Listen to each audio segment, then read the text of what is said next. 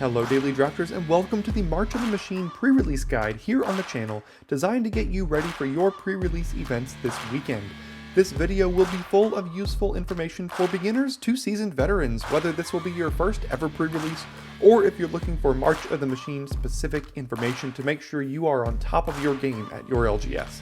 If you're looking for a complete rundown of all of the mechanics in the set as well as a deep dive into every draftable archetype, check out the link in the top right visible right now, or the link in the description of the March of the Machine archetype guide here on the channel. But for those of you here for pre-release content, whether you're new here or you've been here a while, stay tuned for the ultimate guide in helping you crush your March of the Machine pre-release.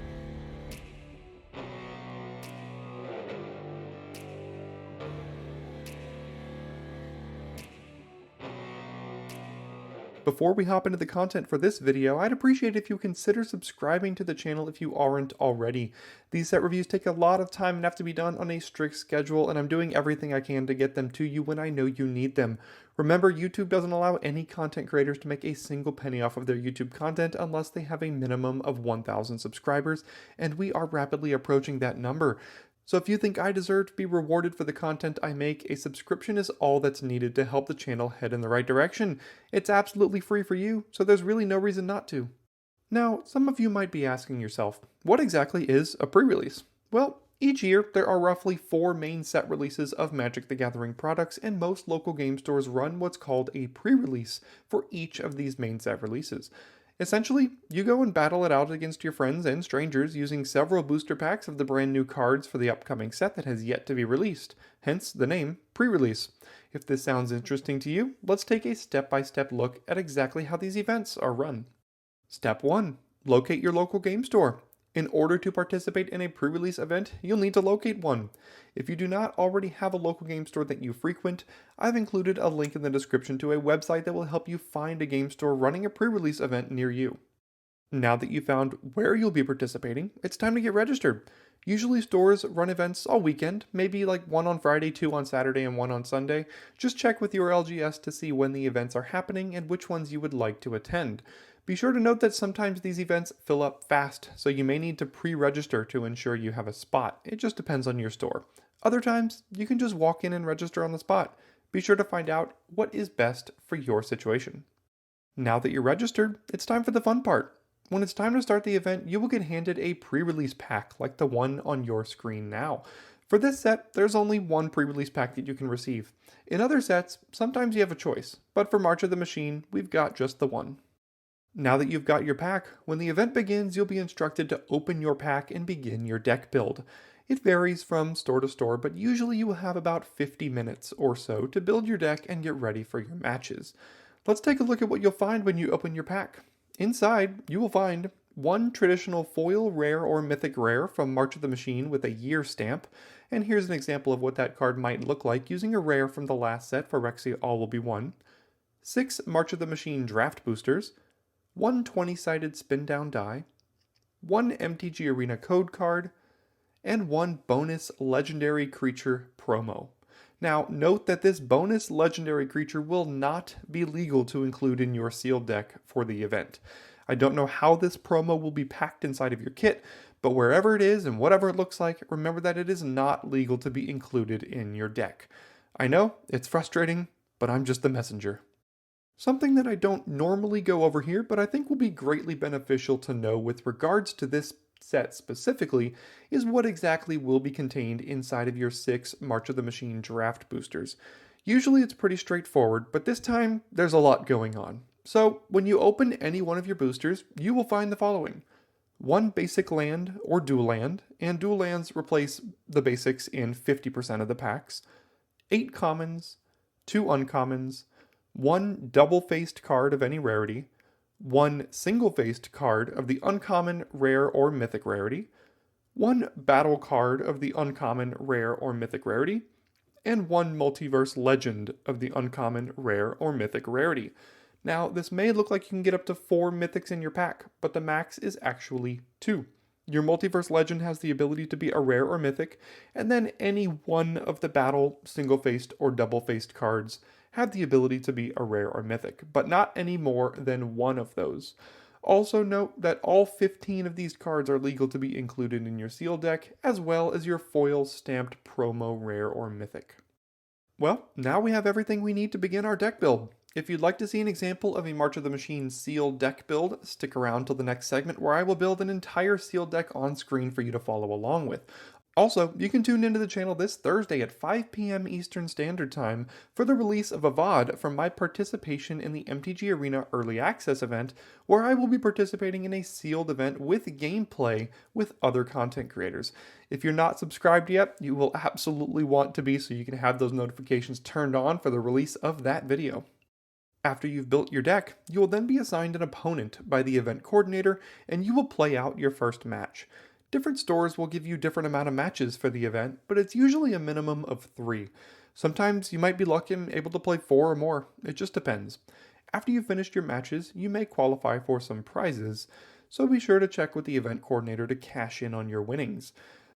Now, the hardest part about the whole event is how to build your deck, but great news! I will now go ahead and go through an entire sealed deck build to give you an idea of what you want to be looking for in your pool of cards and how to maximize your chance of having a competitive deck for the event. Thanks, me. So the website I usually use for this portion of this video is draftsim.com. It's a website I really like. You can actually do some practice bot drafts over there right now and sealed deck builds. And that is what I used to get this pool. However, DraftSim's interface does not let me read the battles the correct way. If you don't want me doing this the whole time, that's why I imported it over here to sealeddeck.tech. Just go to that website. You can import and paste decks from DraftSim to build on your sealed deck, or you can go ahead and just build straight from DraftSim. These are both free websites that I absolutely love. Not at all sponsored, but still very good websites. So if I was sitting here with this pool here at my pre-release, the first thing I like to do is to find my rares. So I've got one here, believe that's a rare. Here's a mythic. Some over here, I'm sure. Let's see. That doesn't technically count. I can also pull aside my legends here, because these are parts of the part of the legend, whatever that thing is called, that extra spot. So I think there's 6. Yes, there's 1, 2, 3, 4, 5. I already got one more hiding in here somewhere. And it's none of these. Where'd it go? All right, I'll find it here soon. 1, 2, 3, 4, 5. Oh no, there's 6. Okay, I just can't count. And then we can see what our other rares are. Now, the one thing this program can't do is also give you like a foil stamped rare that you're going to get in your pre-release pack. So, I mean, at the end of the day, it's pretty close. You know, you get most of the rares that you're going to end up having here. I think, yeah, Complete the Circuit is a rare. I think this one's a rare. Yeah, Breach the Multiverse. So we have, here we go, 6 rares and our 6 Multiverse Legend cards. And then, just for the sake of it, I can also pull down our battles here. That's not a battle. Here's one. So here's 5 battles, and then one of our battles was a mythic. So here's like the interesting parts, and there's also the transforming cards, but I'll leave those out for a moment. So these are the strange parts of the March of the Machine draft boosters. You get a battle, you get a rare, you get a Multiverse Legend, you get a transforming card, and a bunch of commons and uncommons and lands and all that kind of stuff. So this is what I'm looking at. So when I see this, usually 3 colors, not very doable in sealed. You could splash this in like a black-green deck, and we do have Yargle Multani. It's a 6 mana, 18/6. Is that the highest power you've ever seen for a creature before? Who knows? Now, here we have Invasion of New Phyrexia, which is X blue and a white. You create X 2/2 knights with vigilance, and then it transforms into Teferi, which I'm sure does amazing things that I don't really feel like reading about right now. Breach the Multiverse, mills 10 cards. I don't know. Doomscar Warrior is pretty good. 4 mana, 4/3, backup 1 with trample. Complete the Circuit. I don't think this is very good. 6 mana for an instant, and then you can copy your next one, but it has Convoke. There's also Thalia, which is interesting. There's Quende, 4 mana 2/2 with double strike, and gives creatures with first strike have double strike. There's Goreclaw and Finn. and Emoti for like a green thing. This is like a 5 mana 3/1 with Cascade, and it gives mana value 6 or greater things you have Cascade, which could be pretty cool. Finn is just a 2 mana 1/3 Death Touch that has some poison weird things. And Goreclaw 4 mana 4/3 makes big creatures cheaper. We don't look to have very many big creatures. I guess we kind of do in like black, but in green, it's just the Bonded Herd Beast too. So I see which of these I'd really, really like to play. We also have some, we have Invasion of Belenon. We actually have 2 Invasion of Belenons, which is, the front side's a 3 mana 2/2 Vigilance with a battle for 5, and then it flips into an Anthem. That's pretty good. We also have Invasion of Dominaria, which is more of a controlling battle. It does flip into a Serra Angel, though, so that's pretty good. So, I mean, I'm not really incentivized by... I'll put these in... Can I put these in their own little thing? I'm not sure. I'll put it over here with the Racer that I don't think is going to make our deck. Breach. I don't think this is very good. Sorry, Yargle. Probably not. And Thalia and Gitrog Monster, probably not either. Doomscar Warrior. So there is this kind of like green-based thing going on. Probably not Atris either. It's a good card. Emoti, another green-based kind of thing. And then there's a white thing, you know, with this. I don't think this battle is very good. What does this one do again? 4 damage to another battle and 1 to a creature, and then it flips into a 4/4 prowess. Fine. And then 4 mana, make them discard 2, flips into a 2/2 that pings them on upkeep. Potentially fine. But what I'm seeing here is these double Marshal of Zhalfirs as well. So we have Invasion, double Marshal of Zhalfir, Thalia, Quende. I mean, this is an insane start to a Blue-White Knights deck. So I'll put all these special cards over here for now, and let's see what we have when it comes to Blue-White Knights. So Thalia goes into 2. This is a 4. Here are a couple 3s. I'll put this over here in like the 6 or so. We have 3 Knight of the New Coalitions. Gosh, we're just gonna have like a draft deck, a Blue-White draft deck is what it's looking like already. 4 mana 2/2 Vigilance. ETBs make another 2/2 Knight with Vigilance. Yes, please. I think we'll take every one of those. Tiller of Flesh is a knight. Whenever you cast a spell that targets 1 or more permanents, incubate 2. It's a 2/4. Maybe we do have a couple. We have a couple of angelic interventions. Target creature gets gets protection from the color and +1/+1 counter.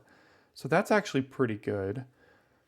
Seal from Existence, 3 mana, exiles a non-land permanent to lose the battlefield, and it has Ward 3. Yes, please.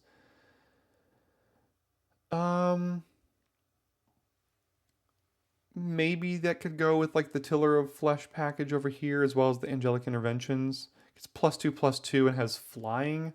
So maybe something like this. Let's see what we have in blue. So one of our transforming cards in blue. It's a 2 mana 2/1. You can pay 4 to turn it into a 3/3. That kind of shrinks creatures when they block it, which is pretty good. The Squadron is a 6 mana 3/4 flying convoke, and we're going to have a lot of good creatures here. I also forgot to mention that if you're watching this and you're like, what are all these cards? I think I mentioned it earlier in the video here, but I do have a full archetype review for the entire set on my channel already. So go ahead and check out that video on the channel. It's in the description as well, so you can check out the archetypes so you can know what's going on here, what these cards are. But we'll take Thunderhead Squadron. I'll put it in the 4-drop slot for now. Protocol Knight. Says Knight. It's probably pretty good. Have a lot of 4s. Have to watch out a little bit. Status Field, Oracle of Tragedy, change the equation. What are we at? 18 right now? I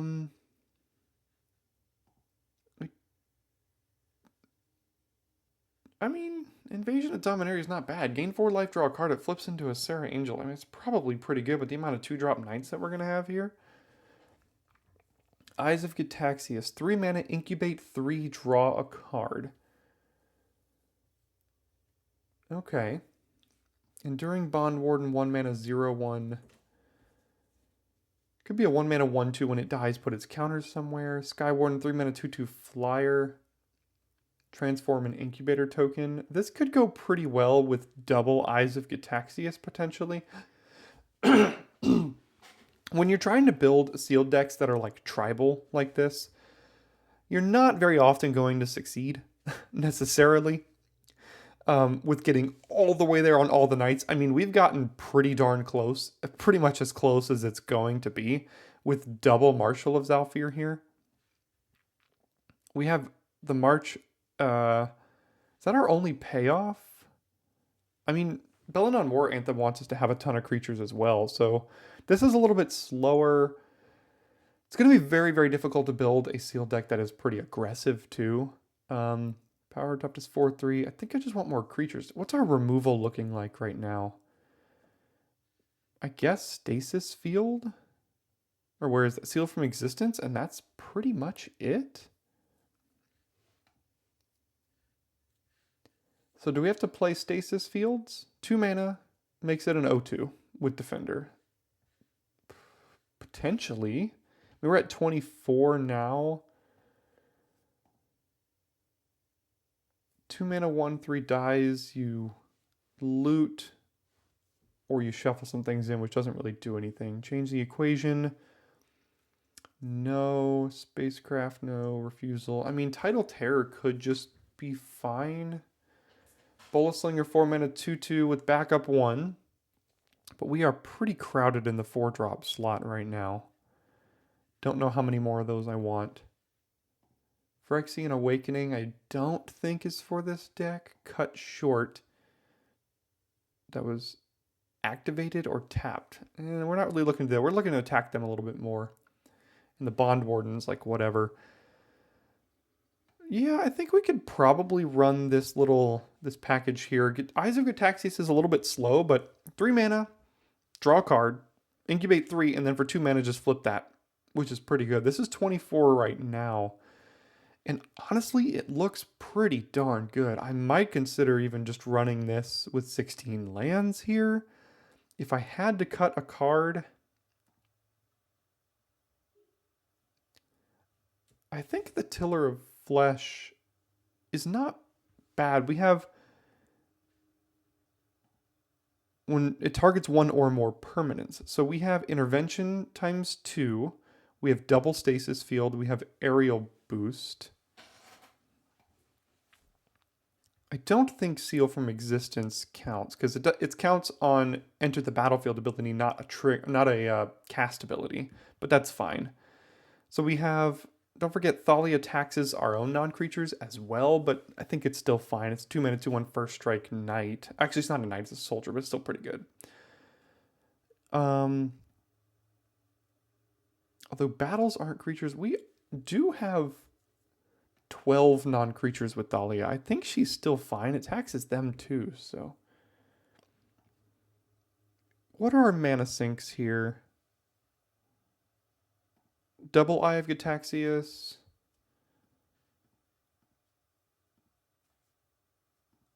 That's about it.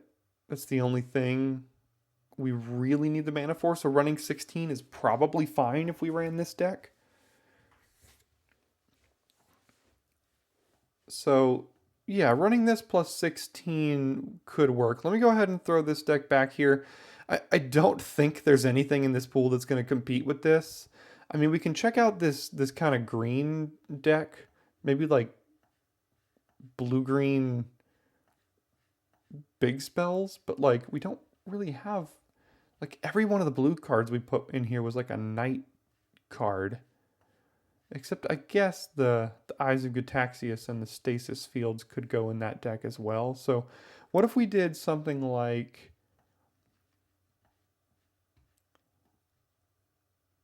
I mean, I guess this is fine. What does this one do? 3 mana 2/3 haste, you can transform it as well into a 3/4 flying haste. That's pretty good. Trailblazing Historian gives creatures haste. Frontliner, when it attacks a battle, gets +1/+0. We don't really have a lot of battles in these colors, just this one. First Striker, Javelineer, Great Sword, and Branch War Historian. Again, attacking. We're not really attacking battles. 3-mana 3/3 reach is like not bad, I guess. 3-mana 2/1 backup one with Death Touch. There's an Overgrown Pest, which I like. I still don't think any of this competes with the Knights here. I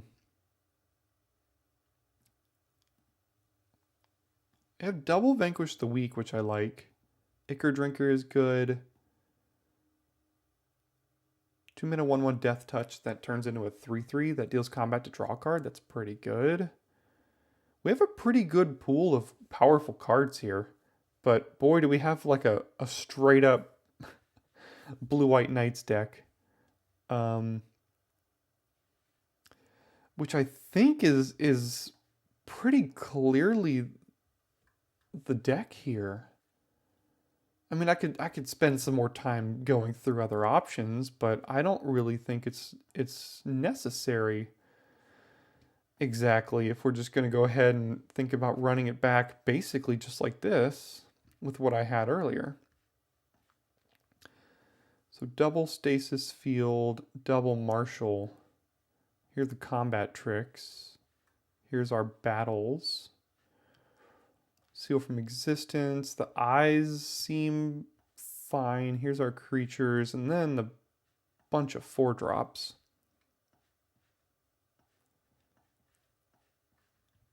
And kind of a 5-ish. And that's 24.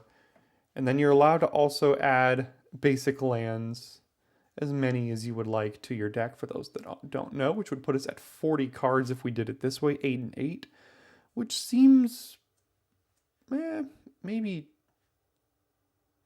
9 and 7 actually, now that I'm looking at it. Yeah, so if I was at a pre-release, I think I would run it like this, if we're being honest. Pretty straightforward blue-white Knights aggressive deck. Not the most interesting thing in the world, but I guarantee you it would get some wins. Because in Sealed, there's a lot of dirling around going on, and this would punish those decks pretty good. You also have access to all this in your sideboard between matches as well if you want access to that. So yeah, hopefully this Sealed deck gave you a little bit of info on the format of what you'd be looking for when you're trying to build your decks with your battles and your multiverse legends and your rares and your mythics and your transforming. And there's going to be a lot going on in this Sealed format. But this is what I came up with for today. So I'm not going to obviously play out these games. We don't have a way to do that. But again, on Thursday of this week, I'm going to be posting my participation in the early access event, which has I'm going to be doing a sealed run for you, which you will have the ability to watch before your pre-release this weekend. So yeah, thanks for tuning in. I hope this entire video was helpful to you and helps you build up the courage needed to go participate in a pre-release event at your LGS this weekend. If you've never been to one before, I highly recommend it. It's one of the most absolute fun ways to play Magic, and you'll meet tons of different players there. If you do end up going, return back to this video and leave a comment to let me know how it went for you. I'd love to hear feedback from each and every one of you about your event. Thanks so much for sticking around to the end of this video, and I will see you soon here at Daily Draft.